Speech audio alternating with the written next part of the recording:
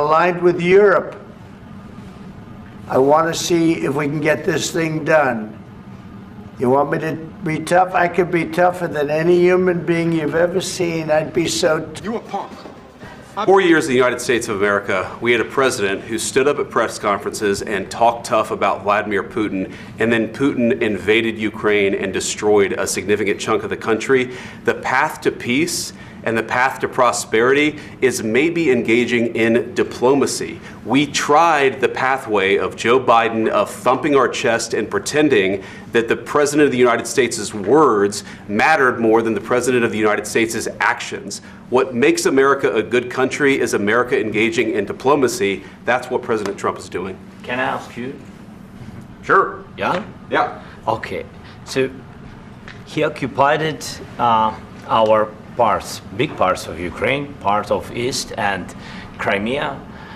So he occupied it on 2014.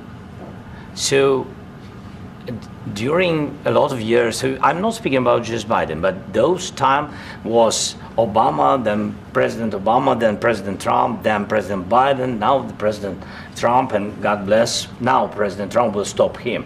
But during 2014, nobody stopped him. He just occupied and took.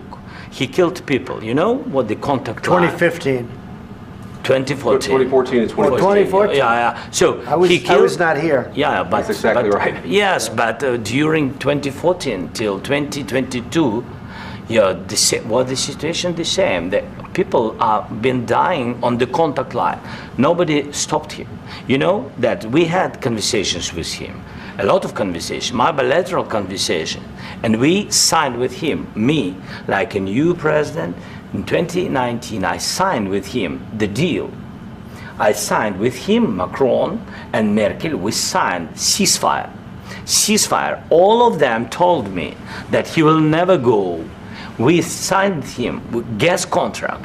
Yes, but after that, he broken this ceasefire. He killed our people and he didn't exchange prisoners. We signed the exchange of prisoners, but he didn't do it. What kind of diplomacy, JD, you are speaking about? What do you mean? I'm talking about the kind of diplomacy that's going to end the destruction of your country. Yes, but if you Mr. President, with respect, I think it's disrespectful for you to come into the Oval Office and try to litigate this in front of the American media. Right now, you guys are going around and forcing conscripts to the front lines because you have manpower problems. You should be thanking the President for trying to bring an end to this conflict. Have you ever been to Ukraine that you say what problems we have?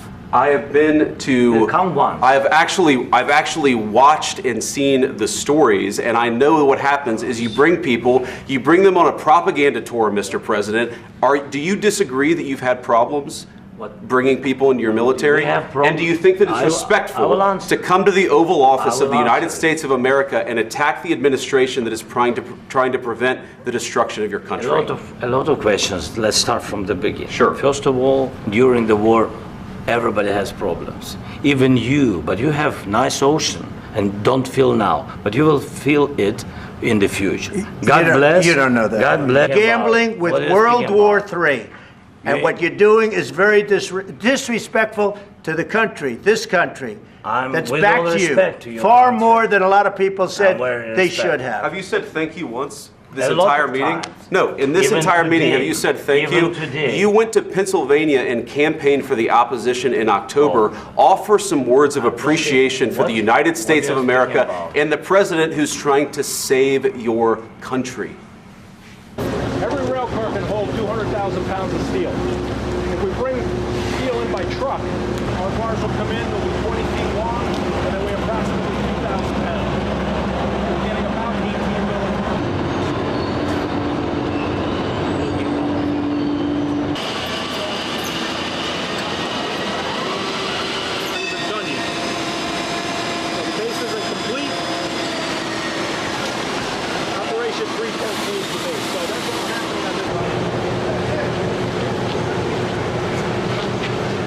You said that 400 people work here, but I wanted very much to come here and to thank you. 400 people saved.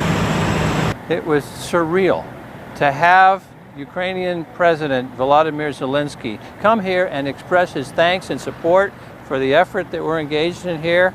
it was off the charts in terms of the kind of spine-tingling surreality that I've ever experienced. It's a recognition of the hard work that these machinist union people are engaged in to create this invasion. Are you at all surprised how he has led this country thus far? I mean, this guy, he's 44 years old. He went to law school. He was an actor and a comedian who played a president on television.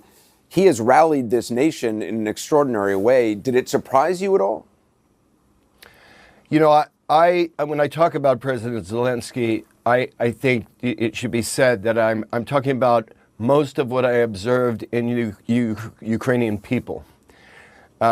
You know, we have these inspirational figures in our micro lives. You know, I have extraordinary children that inspire me, an extraordinary estranged wife who inspires me daily. And then there's the macro inspiration of these great figures of history. Meeting with President Zelensky the day before the invasion, and then meeting with him again on the day of the invasion. I don't know if he knew that he was born for this, but it was clear I was in the presence of something, and again, I think reflected of so many Ukrainians, that was new to the modern world in terms of courage and dignity and love that comes out of the man, and the way he has unified that country. And I think Mr. Putin certainly added to paving the way to that. But this is such an extraordinary moment, and I was endlessly impressed and moved by him and terrified for him and for Ukraine. I have never been in a country at war in which the people are so united, so determined, and again, I mean, that word has become a cliche here, the determination, but the resolve here, elderly women, elderly men, children, everybody, the resolve to not only fight now, but fight for however long and whatever happens. Yeah, there's no question in my mind that this is not going to end soon no matter what, because you will have a country of extraordinary insurgencies if Putin is successful in this. There's no sign that Mr. Putin is looking for an off-ramp. And one of the greatest feeling that I have, you know, I'm not a war correspondent, but I have traveled in conflict zones and done some reporting. And I remember being in Tripoli and Benghazi during the NATO attacks and the freedom fighters fighting, as well as against the Gaddafi forces. And it was sketchy, but this was ominous. It was ominous because it was so heartbreaking in the ripple effects it's going to have around the world, where this incredible symbol of democracy, of belief in free dreaming, is being assaulted. And they're fighting for their lives, and they're going to continue to fight for their lives. And I start to feel that we as Americans are plummeting off a cliff, atop which is our flag that represents all of our dreams and the best of our history. And that we're plummeting where it's going to go out of sight. I don't know the answers. I don't know if We gave you, through this stupid president, $350 billion. We gave you military equipment, and you men are brave, but they had to use our military. What about West? If you didn't have our military equipment, if you didn't have our military equipment, this war would have been over in 2 weeks. In 3 days, I heard it from Putin. In 3 days. This is something maybe new. Less. In 2 weeks, of course, yes. It's going to be a very hard thing to do business like this. Again, I tell you. Just say thank you. I said a lot of times to American people. Except that there are disagreements, and let's go litigate those disagreements rather than trying to fight it out in the American media when you're wrong. We know that you're wrong. But you see, I think it's good for the American people to see what's going on. I understand, sir. I think it's very important. That's why I kept this going so long. You have to be thankful. You don't have the cards. Thankful. You're buried there. You're People are dying. tell you You're again, running I low know. on soldiers. Don't- Listen, don't please, you're running Mr. low on President. soldiers. It would be a damn good thing. Mr. And then President. then you tell us, I don't want a ceasefire. I don't want a ceasefire. I want to go and I want this.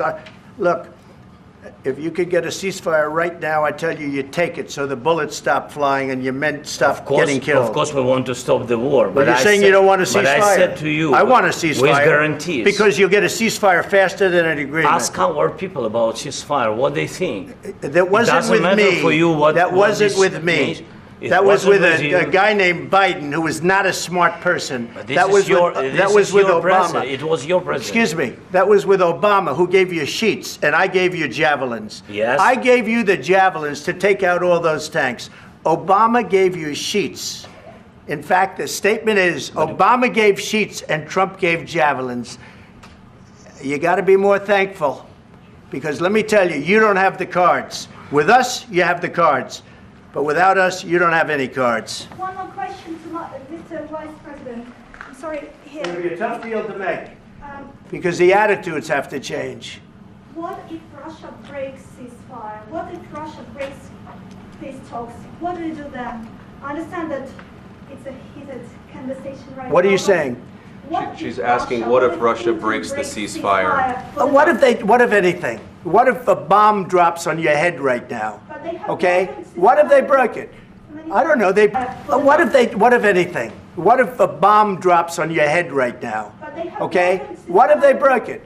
I don't know. They broke it with Biden because Biden, they didn't respect him. They didn't respect Obama.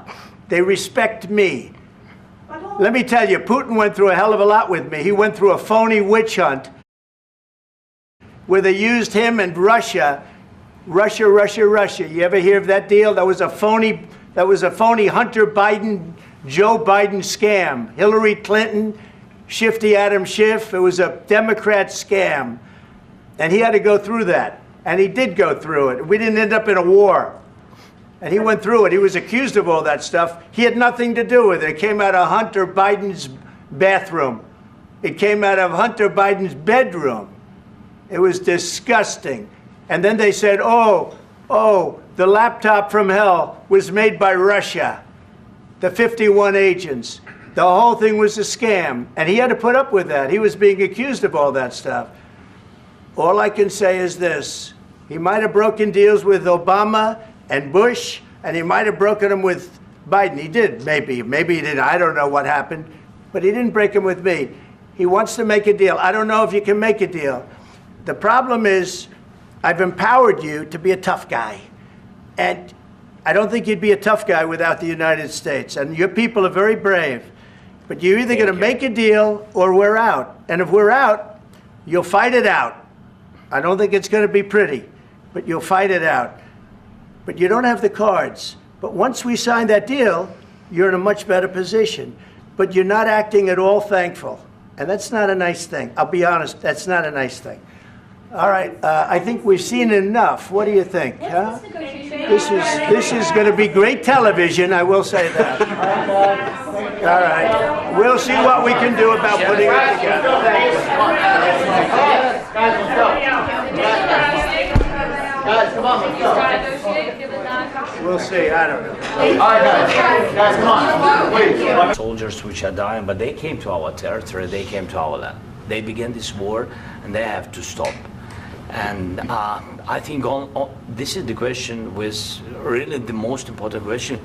Can President Trump, I hope yes, with some other allies, to stop Putin, withdraw these enemies, our enemy, withdraw these troops from our land? And I think that you asked about the history, I think that if President, or when, he will stop Putin, if President Trump will bring peace to our country, I think he will be on this wall. I think. We've had very, very good talks. Military aid to Ukraine. President Zelensky just said that there will be no compromises with Vladimir Putin. I just wanted to ask both of you, firstly, are there compromises that you think that President Zelensky is going to have to make? And President Zelensky, is there anything that you might be thinking that you may be able to offer or bring to the table, for example, elections? Thank you. I think you're going to have to always make compromises. You can't do any deals without compromises. So certainly he's going to have to make some compromises, but hopefully they won't be as big as some people think you're going to have to make. That's all. That's all we can do. I'm here as an arbitrator, as a mediator to a certain extent between two parties that have been very hostile, to put it mildly. They've been very hostile. There's been a vicious war. There's been a vicious war. You know, it's a very level battlefield, and those bullets go out, and as I've said many times, we were talking about it with Pete, many times the only thing stopping those bullets is a human body. And in the case we're talking about, generally young human bodies are stopping a lot of bullets. It's dead level. That's why it's great farmland. It's great land. It's great farmland, but there's very little protection against the bullets that are being, and other things that are being shot. So all I can do is see if I can get everybody at the table and get an agreement. And I think we're going to end up with an agreement. Otherwise, I wouldn't probably be even here today.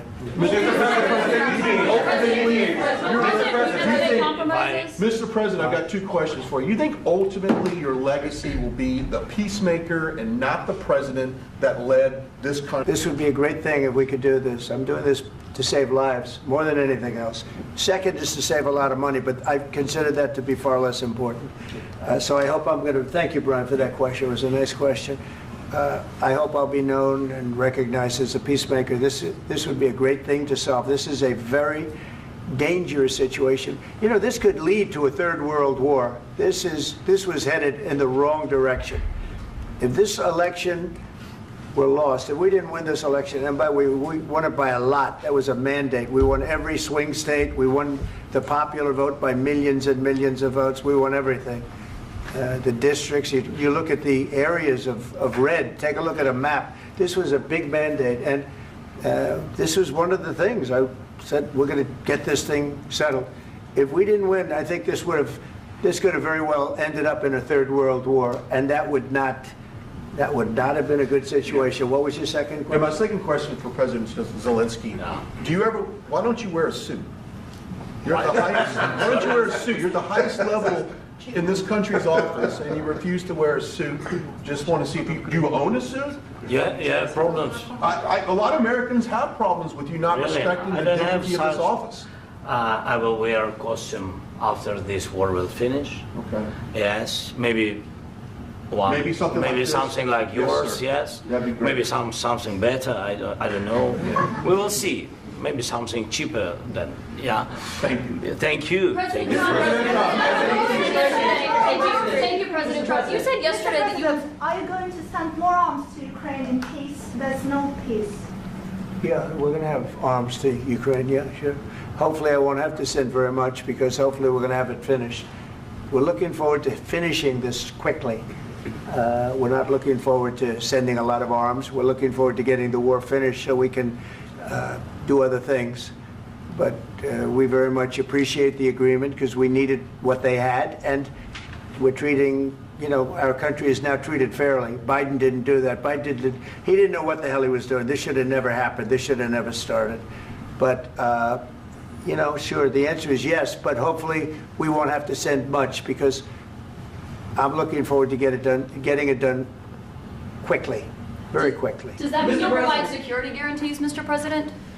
I don't want to talk about security yet, because I want to get the deal done. You know, you fall into the same trap like everybody else. A million times you say it over and over. I want to get the deal done. Security is so easy. That's about 2% of the problem. I'm not worried about security. I'm worried about getting the deal done. The security is the easy part. Security is very nice. Everybody stopped shooting. And now will Europe put people there? I know France is going to. I know the UK is going to. I know other countries are going to, and they happen to be right next door. We haven't committed, but we could conceivably. You know, we have security in a different form. We'll have workers there digging, taking the raw earth so that we can create a lot of great product in this country. So in that sense, you have something, but we haven't determined that yet. I will say, in speaking to France and in speaking to, and they were here, as you know, last week and just the other day, they have committed to a lot of security. I don't think you're going to need much security. I think once this deal gets done, it's over. Russia's not going to want to go back, and nobody's going to want to go back. When this deal ends, I really believe this deal is going to be over. Please go ahead. Go ahead. Thank you, Mr. President, thank you. You hosted Macron and Keir Starmer at the White House this past week, both of whom praised your courage and conviction to lead the pathway towards peace. Yes. Part of that I feel that as the head of this country, I have an obligation to do that. Plus, we're very much involved. We got involved. It's too bad we got involved because there should have been no involvement, because there should have been no war. And there shouldn't have been October 7th. That would have never happened. As you know, Iran was broke. They had no money to give to Hezbollah. They had no money to give to Hamas. They were stone cold broke. And then under Biden, they became rich as hell. They went from no money to $300 billion in a period of 4 years. And they gave a lot of that money away, and you see what happened. And that's a real mess also that we hope to be able to solve. But no, I appreciate your question very much. I feel I have an obligation to try and do something to stop the death. If I can answer. Yes, if I can answer. Sorry. Please. And I do like your clothing, by the way. Yeah, really? Even though I think he's a great guy, by the way. But I don't know if you two like each other. But you know what? I think he's dressed. I like this guy. I think he's dressed beautifully. So I have more serious things than answer on such questions. I will answer on more serious questions if I can. Yeah. So please, about security guarantees and about just ceasefire. We can't just speak about ceasefire and speak and speak. It will not work. Just ceasefire will never work, because I'm like the president. I have this experience, and not only me. Ukraine before my presidency, from the 2014, Putin broken 25 times. 25 times he broken his own signature. 25 times he broken ceasefire. But he never broke to me. He never broke to me. No, you were the president. You were the president during. He never broke to me. In 2016, you've been the president, Mr. President. You've been the president, but he had, of course, not with you, but he had during those periods. He had conversations with our side, and we had Normandy format. The France, Germany, Ukraine, and Russia, and he broken 25 times. That's why we will never accept just ceasefire. It will not work without security guarantees. Security guarantees, maybe President is right about this document and other, but this document is not enough. Strong army is enough, because his soldiers afraid, Putin's soldiers afraid of our soldiers when we're strong enough. If we are not strong enough, if we are empty, if our storage is empty, we can't defend our land. Today, he knows that we have all the world knows that we have meeting. Yes? Why he's using ballistic? Putin today using ballistic on our hospitals, schools, and etc. Ballistic. So he knows that we are here, and that President Trump is really have goodwill to stop this war. And you hear now the president. So why he's using? So he doesn't want to stop. He doesn't want. But I hope that we will do it. Really, we'll do it. Security, when we speak about security guarantees, when the Europeans are ready for contingents, they need USA backstop. If there will not be United States, we will never have any contingents, strong contingents from the Europeans, because they don't want to divide alliance, connection between the United States as the main and strongest ally and Europeans. And this is crucial, this is important. That's what we want to speak about very much. This is very important. And air defense. So air defense, really, we have big deficit with all these systems, and we need to provide this. We need it very much. Otherwise, Putin will never stop, and will go further and further. He doesn't want. He hates us. It's not about me. He hates Ukrainians. He thinks that we are not a nation. He thinks, and he shared these thoughts. I think maybe with your team also. I don't know, but with all the Europeans, in media, officially and not, he always said that there is no such country, such nation, such language, and such life like Ukrainian. No, he really doesn't respect all the Ukrainians, and he wants to destroy us. And you are right, Mr. President. That's 2%. This document, maybe other documents, it's a very good start, very good, but it will not enough to stop this person. Should Russia pay to rebuild Ukraine? Mr. President, under these Should Russia pay to rebuild Ukraine? They have to pay. This is the rule. This is the rule of the war. This is the rule of the war. During all the centuries, all the history, this is the rule of the war. Who began, those pay. Do you agree? This is the rule. Putin began this war. He has to pay all money for innovation. He has to pay. Of course, some Russian assets, what we have in Europe, about 300 billion, we can use them. We can use for innovation and buy military support from the United States also. We can do it, but it's not enough. It's not enough. President, under these circumstances, do you envision a trilateral summit with Putin and President Zelensky? Wait 1 second. I asked this question that you didn't like because I wanted to know if you want to position yourself in the middle between Russia and Ukraine, or on the Ukraine's side. No, I'm in the middle. I want to solve this thing. I'm for both. I want to get it solved. And it's wonderful to speak badly about somebody else, but I want to get it solved. If we can solve it, great. If we can't solve it, they're going to have to fight it out, and who knows what's going to happen. But I want to see it get solved. May I follow up? One more question about U.S. troops in Europe. After Russian invasion of Ukraine, your predecessor sent additional troops to Eastern Europe, including Poland, my country. Yeah. Are you committed to keeping these troops on the eastern flank of NATO in the future? I'm very committed to Poland. I think Poland has really stepped up and done a great job for NATO. They, as you know, they paid more than they had to. They are one of the finest groups of people I've ever known. I'm very committed to Poland. What about Baltics? Poland's in a tough neighborhood, you know. What about the Baltics? The Baltics, they got a lot of, it's a tough neighborhood too, but we're committed. We're going to be very committed, and we're committed to NATO. But NATO has to step up, and the Europeans have to step up more than they have. And I want to see them equalize, because they are in for far less than we're in, and they should be at least equal. You understand that?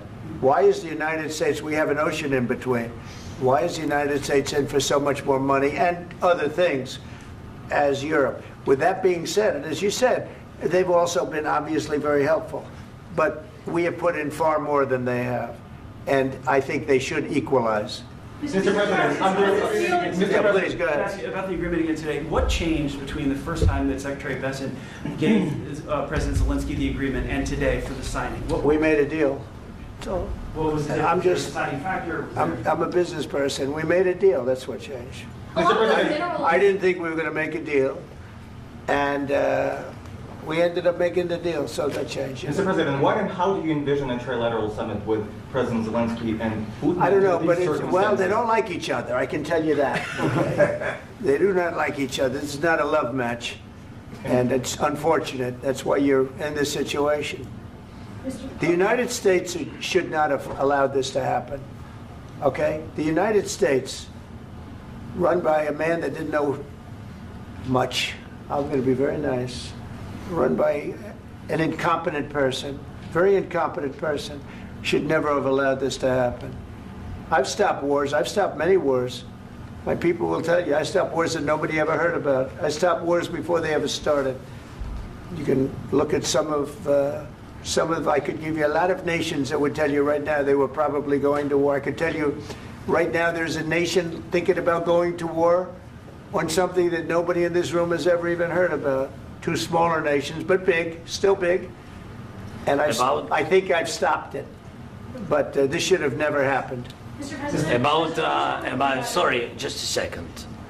About any negotiations. First of all, I want really to tell you, and I think that everybody understands that Ukraine, more than Ukrainians, nobody wants to stop this war.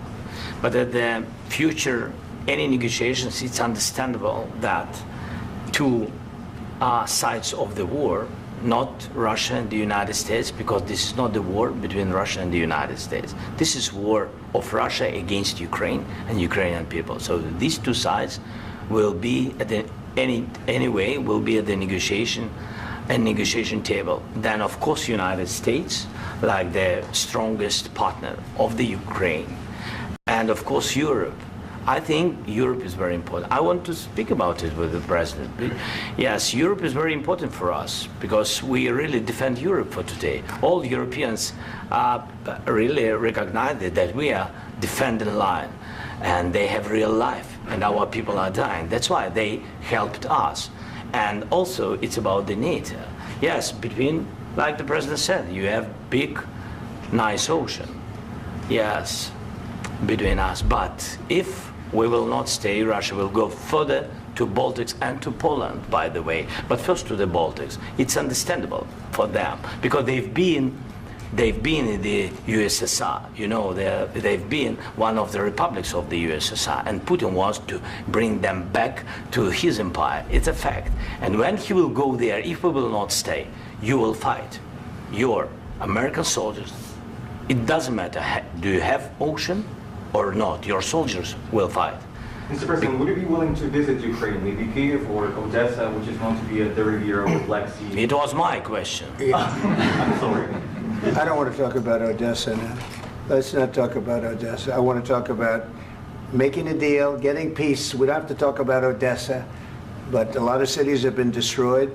A lot of cities that are not recognizable. There's not a building standing. No, and a lot of things. Mr. President, you have to come and to look.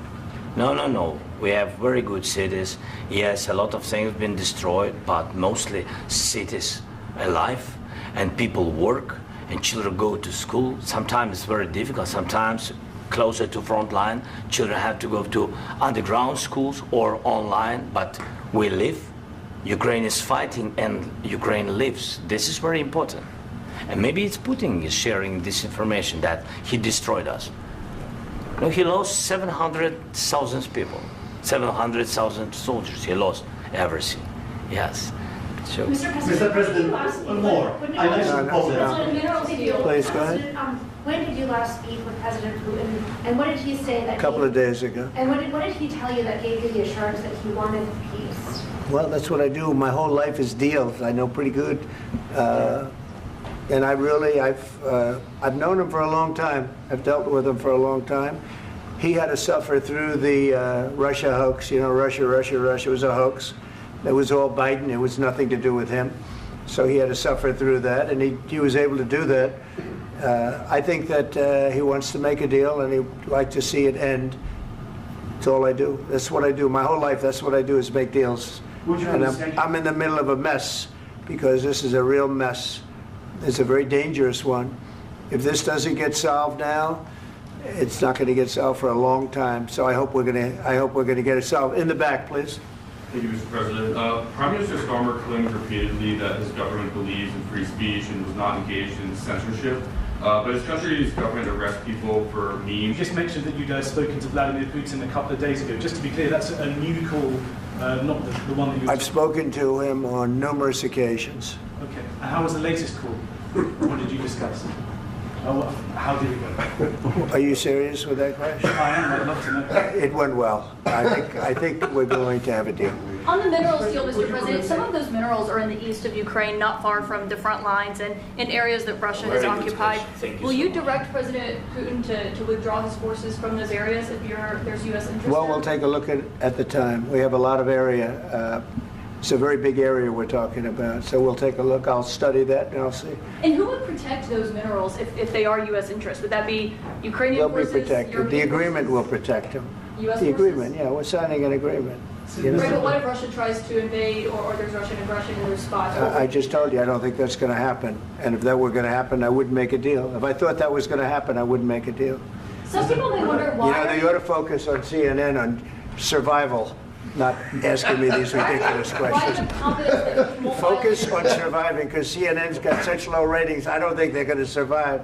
Let's go. Please, go ahead. Since I already mentioned Poland. Poland was under Russian control for decades after the Second World War. When I was a kid, I looked at the United States not only as a most powerful country, richest country in the world, the country that has great music, great movies, great muscle cars, but also as a force for good. And now I'm talking with my friends in Poland, and they are worried that you align yourself too much with Putin. What's your message for them?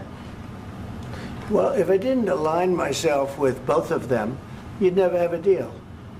You want me to say really terrible things about Putin and then say, "Hi, Vladimir, how are we doing on the deal?" That doesn't work that way. I'm not aligned with Putin. I'm not aligned with anybody. I'm aligned with the United States of America and for the good of the world. I'm aligned with the world, and I want to get this thing over with. You see the hatred he's got for Putin. It's very tough for me to make a deal with that kind of hate. He's got tremendous hatred, and I understand that, but I can tell you the other side is exactly in love with, you know,